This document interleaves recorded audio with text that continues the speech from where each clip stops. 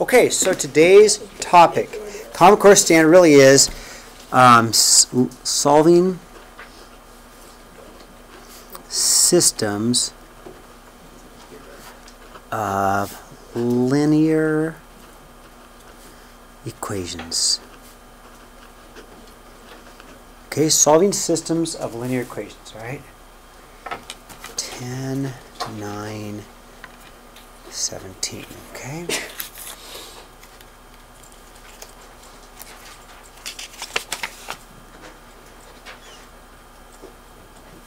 So, we know that a linear means straight lines, right? We've talked about that before. So we're really talking about two lines that are straight that we can graph, right?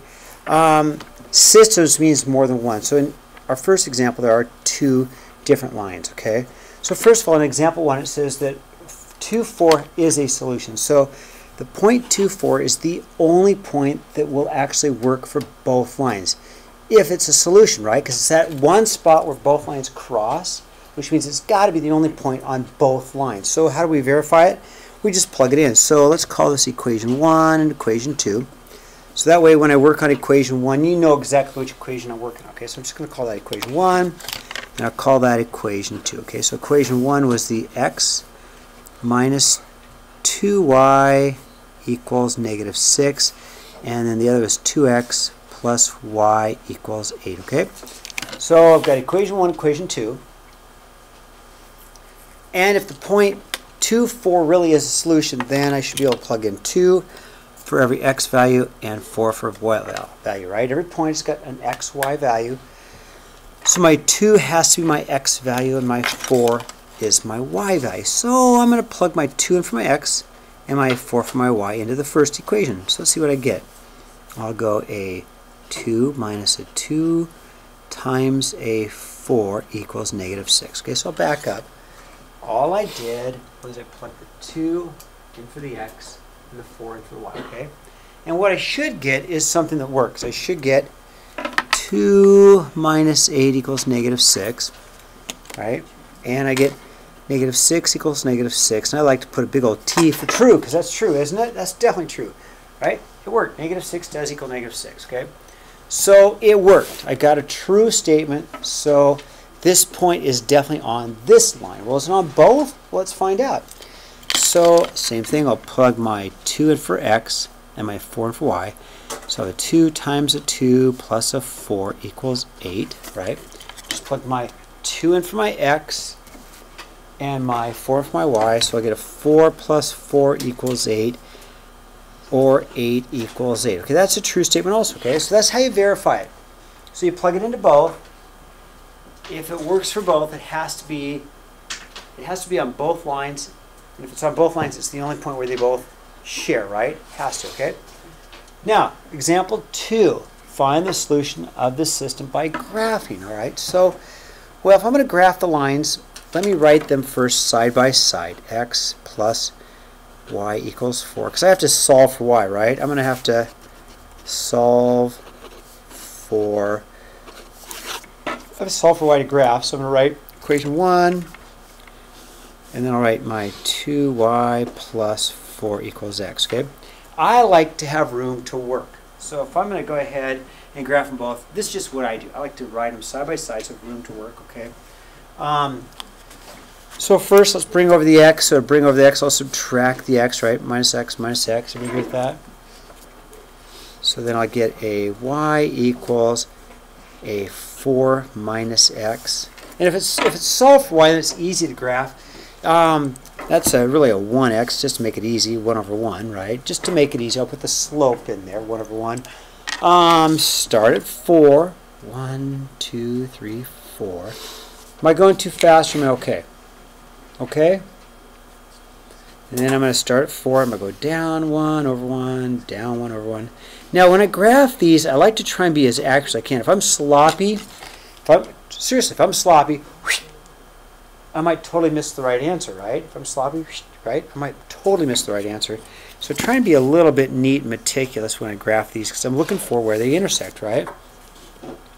Okay, on the second one, again, I need to solve for y. So let's bring over the 4. So I'll go minus 4, So 4. And I'll have then a 2y equals a x minus 4. Divide by 2, divide by 2, divide by 2. And let me put a 1 here. It's going to help me. And I'll get a y equals a 1/2 x minus 2. Okay, I got that. So start at 1, 2, there's negative 2. Go up 1 over 2, up 1 over 2. And again, what I'm looking for is where they intersect. So the answer is a point. The answer is a point. And this is going to be at 1, 2, 3, 4, comma 0. That's my answer, okay? Thumbs up. Pretty easy. You guys did this hopefully in Algebra 1. It's just kind of a review of something you did in Algebra 1, okay? Okay, example number 3. Find the solution of the system, then graph. Okay, so same thing. I like to write them side by side. 3x plus y equals 3. And I'll do a 2 plus a y equals a negative 3x. Okay, write it side by side. Okay, and then if we have to solve, I'm going to bring over the 3x, right? So minus 3x minus 3x. Well, y equals a negative 3x plus 3, right? So to bring it over, I have to subtract it, right? Start at 3. 1, 2, 3, and my slope is really going to be down 3 over 1, down 3 over 1, so forth and so on. Right? Second graph will bring over the 2, so I'll subtract the 2. Y is equal to negative 3x minus 2. Okay. 3 over 1, down 3 over 1. Okay. Hey, it looks like they're parallel, doesn't it? How do I know they're parallel? I mean, what tells me? Same slope, right? Because, you know, somebody could argue that maybe if I keep going, they'll intersect somewhere. Maybe, but we know they won't because of what Simon said. They have the same slope. They're never going to intersect. Everybody agree with that? So that's my answer. What's the answer? What's the answer? Where do they intersect? Nowhere. Nowhere. So let's say no solution. How's that? No solution. They don't intersect. There's no point of intersection, so no solution. Thumbs up. Sideways. Good. Good. Turn the page. Okay, example 4. Find the solution of this one, okay? My pen's bleeding through. So, again, I like to write them side by side. 2x plus y equals 3 and 6x equals 9 minus 3y. For me, it's just easier. I just write them side by side. Then I have room to work. That's why I like to write them side by side. So I got a little bit of room here to work, a little bit of room here to work. So bring over the 2x. Well, y equals a negative 2x plus 3. Okay. Start at 3. Down to a 1. Alright, there you go. Yeah. There's that one. And then on this case, let's see, I'll rewrite it like this. 9 minus 3y equals 6x. I just turned the whole thing around. You okay with that? Just turn the whole thing around. You don't have to do that. Minus 9 minus 9. Negative 3y equals 6x minus 9, right?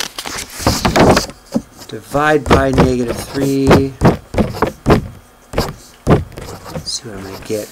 I'm going to get a y equals a negative 2x plus 3. Hey, wait a minute. Something's weird about that, huh? Something's weird. That's the same line, isn't it? That's the same line? Exact same line. So, if I were to graph the other one, right? They just graph on top of each other. So where do they intersect? Where do they intersect? Everywhere. So my answer to this one is going to be all real numbers. Because any number you can think of will be on both those lines, right? Any number you can possibly think of will be a solution somewhere on that line, right? So all real numbers, okay? Okay, last but not least, okay? Hey, ski season's coming, isn't it? It's coming. You know, I suppose if you lived up in Alaska, it's already started. I guess you could hike up the enchantments and go skiing if you were really dedicated, right? People do that. Anyway, Big Dog Snowboard Company charges $50 for equipment rental plus $35 an hour for snowboard lessons. Half Pipe includes a $40 equipment charge and $25 for lessons. For what number of hours are the two companies cost the same? So let's do it real quickly, okay? So if I did an equation, let me do an equation for both, okay? So Big Dog, let's see. Big Dog is 15 plus $35 an hour. That would be their cost, okay? C equals that. Half Pipe, let's see, their cost would be, let's see, $40 plus the $25 an hour, okay? So, let's use a little bit of reasoning. Which one would you pick? Which place would you go? Okay, if you wanted to save a little money, which one? Which one would you go to? Say that again, depends on what? Yeah, it depends on how long you're going to go, right? So let's say, you know, I'm with Landon, because I love to pick on Landon, and we go to the mountain, and after a half hour, he's whining because it's cold and it's miserable.